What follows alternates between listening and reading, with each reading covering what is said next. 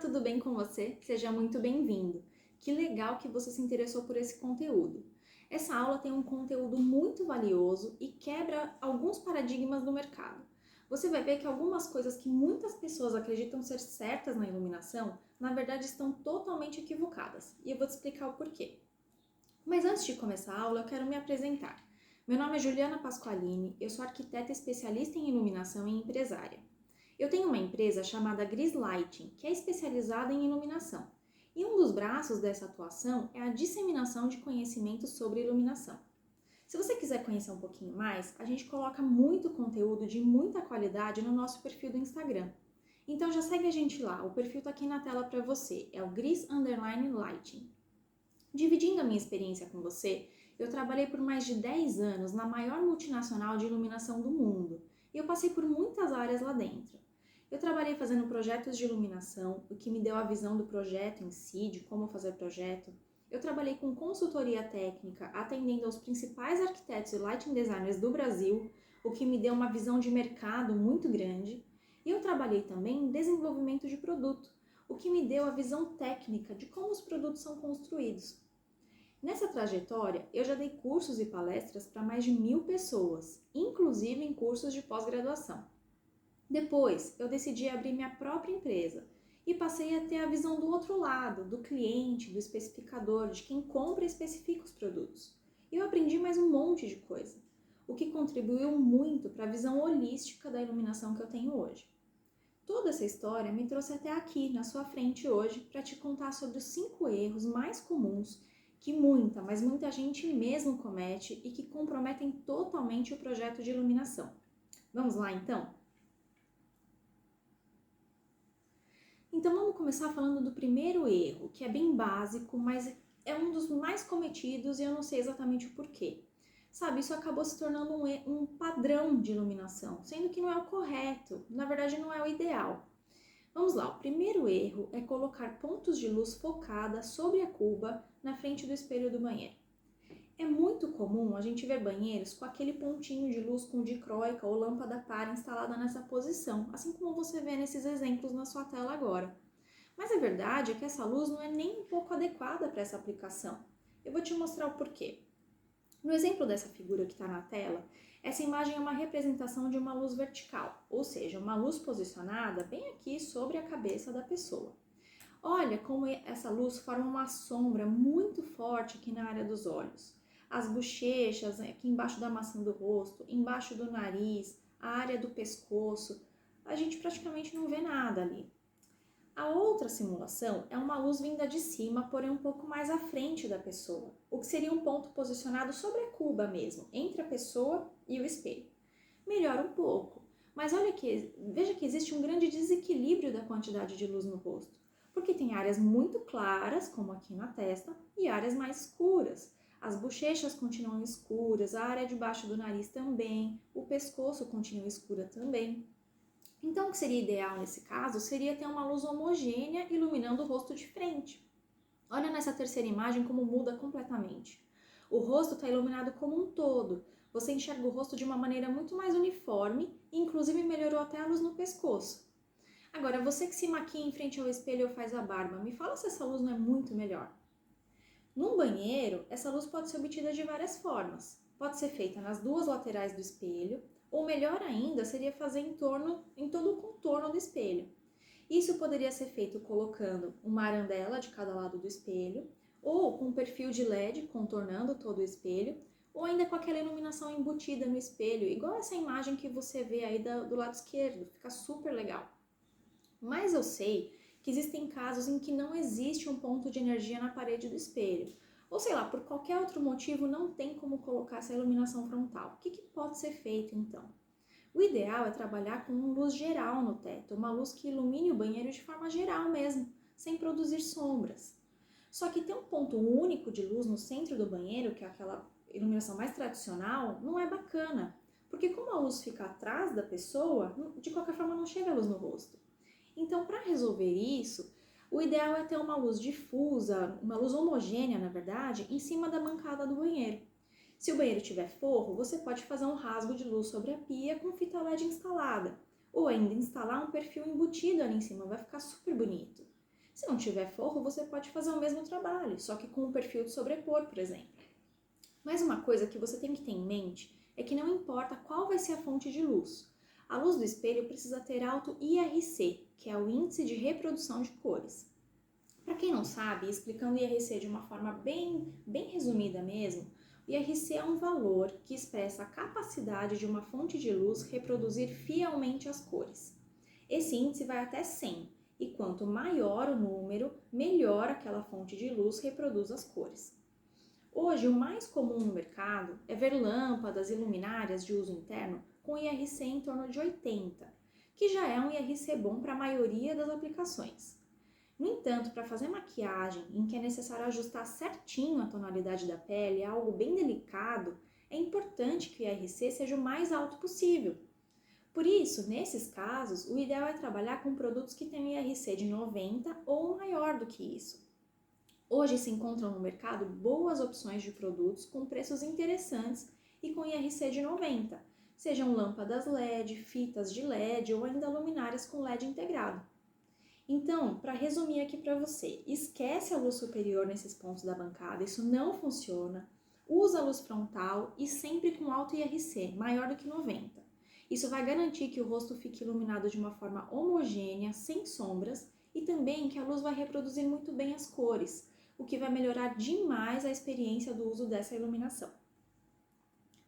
Outro erro bem comum é utilizar a luz verde para iluminar jardins. E deixa eu te explicar o porquê. A luz branca, qualquer que seja a temperatura de cor, é constituída por vários comprimentos de onda, ou seja, ela é composta por várias cores que juntas formam uma luz branca.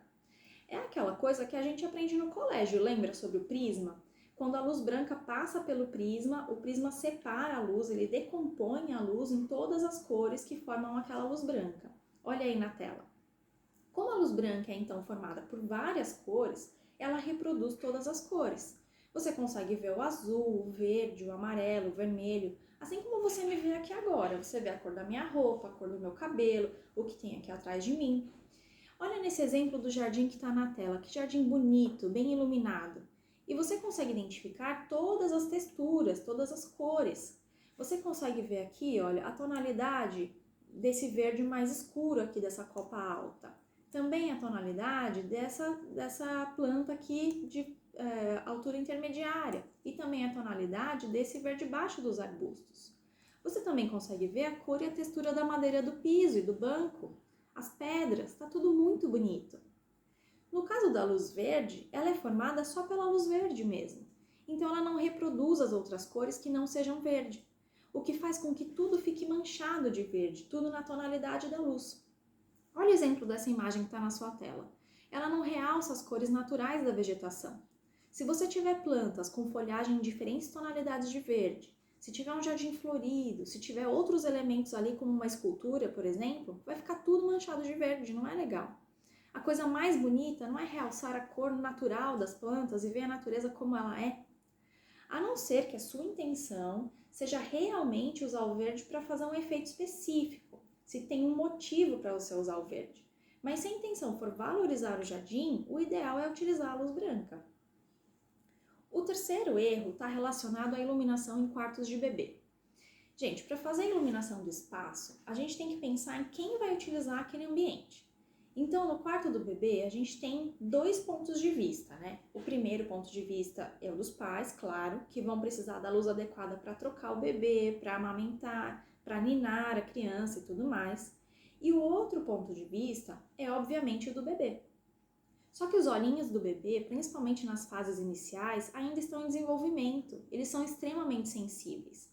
Então, nos quartos de bebê, é necessário evitar luminárias de luz direta. Até porque os bebês são atraídos pela luz e ficam olhando diretamente para ela. Isso não faz bem. Só que, infelizmente, é comum ver casos em que se usa muita luz direta nesse tipo de ambiente. Nesses exemplos da tela, a gente tem um problema, porque aqui eu tenho luz direta bem em cima do trocador e aqui eu tenho luz direta bem em cima do berço. Isso não é legal, não faz bem, não é uma boa opção para esse tipo de ambiente. O ideal nesses ambientes é utilizar luz difusa ou até preferencialmente indireta para fazer a iluminação geral, que é uma luz muito mais suave. Isso não quer dizer que não se possa fazer uma iluminação decorativa para o quarto, com lâmpadas de foco, mas vai ser uma aplicação muito mais pontual, em locais específicos, entende? Voltada para um nicho ou um quadrinho decorativo, mas nunca numa área de fácil visualização que esteja no campo visual do bebê, principalmente se for em cima do berço ou do trocador. Olha esses exemplos da tela que foi utilizada a luz indireta, como fica bem mais suave. O quarto ponto está relacionado à temperatura de cor. Temperatura de cor é um conceito já bem difundido e que está relacionado à tonalidade da luz branca. Mas muita gente tem dúvidas sobre qual temperatura de cor utilizar em cada situação de projeto. A luz artificial está relacionada à luz natural. A luz mais amarelada, também chamada de luz quente, remete ao pôr do sol. E a luz branca, mais azulada, é também chamada de uma luz fria, remete à luz do meio-dia, quando o sol está a pino.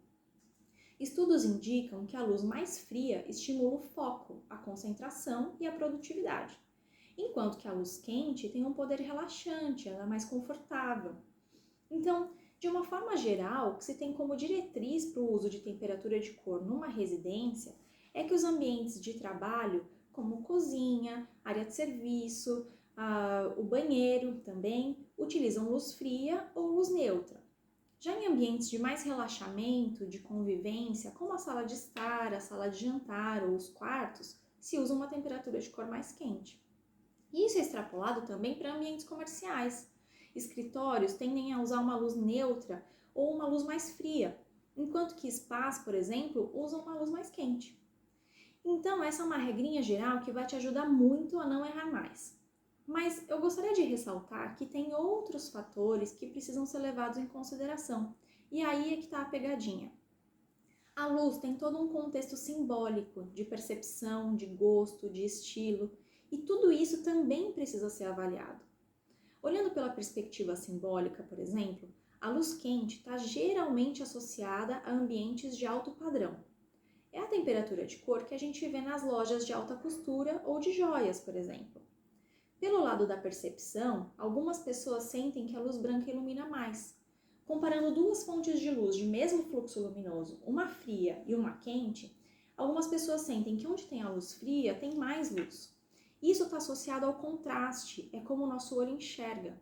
Quando a luz é mais fria, os contrastes ficam mais evidentes e realmente pode dar essa sensação de que está iluminando mais, mesmo que as duas fontes de luz tenham exatamente o mesmo fluxo luminoso. Outra questão relacionada à percepção é que a luz fria passa uma sensação mais refrescante, enquanto que a quente uma sensação mais quente mesmo, de mais aconchego.